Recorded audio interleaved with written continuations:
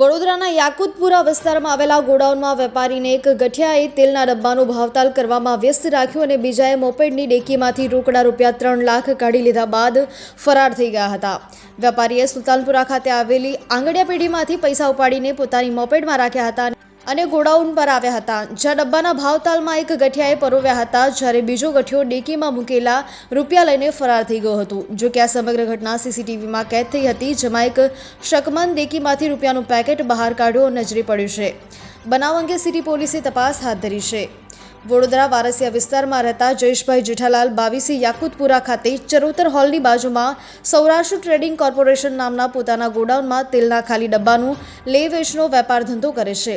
25 નવેમ્બરના રોજ સાંજના સમયે જયેશભાઈ મોપેડ લઈને સુલતાનપુરા આરકે આંગડિયા પેઢી ઉપર પૈસા લેવા ગયા હતા અને આ રૂપિયા સિદ્ધપુર ખાતે રહેતા મિત્ર મિતેશભાઈ મોદીએ આરકે આંગડિયા પેઢીમાં મોકલ્યા હતા। તેઓ આરકે આંગડિયા પેઢીમાંથી રોકડા રૂપિયા 3 લાખ લીધા હતા અને રૂપિયા ભરેલી પ્લાસ્ટિકની થેલી ડેકીમાં મૂકી હતી।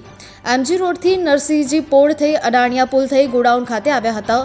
ત્યારબાદ મોપેડ ગોડાઉનમાં કમ્પાઉન્ડમાં પાર્ક કરીને તેઓ દુકાનમાં જતા રહ્યા હતા। દરમિયાન તેમના ગોડાઉનમાં ગ્રાહકો આવ્યા હતા અને એક ગ્રાહક વેપારીના ભાઈ સાથે ભાવતાલ કરી રહ્યા હતા। દરમિયાન એક શખ્સ તેમની મોપેડની ડેકીમાંથી રોકડ રૂપિયા 3 લાખ ભરેલી થેલી લઈને ફરાર થઈ ગયો હતો। વેપારીને ગ્રાહક ઉપર શંકા જતા તેઓએ મોપેડ પાસે જઈને ડેકી ચેક કરતા ખુલ્લી હતી અને તેમાં મૂકેલા 3 લાખ રૂપિયા ભરેલી થેલી પણ જોવા મળી ન હતી। થોડીવાર બાદ વેપારી સાથે ભાવતાલ કરનાર શખ્સ પણ બહાર નીકળી ગયો હતો। વેપારીએ દુકાનના સીસીટીવી કેમેરા ચેક કરતા 2 ગઠિયા તેમની દુકાનમાં આવ્યા હતા અને એક વેપારીના સાથે ભાવતાલ કરવા લાગ્યો હતો। તે દરમિયાન તેની સાથે બીજો શખ્સ ડેકીમાંથી રોકડા રૂપિયા 3 લાખની ભરેલી થેલી લઈને ફરાર થઈ ગયો હોવાની તમામ હરકત કેદ થઈ હતી।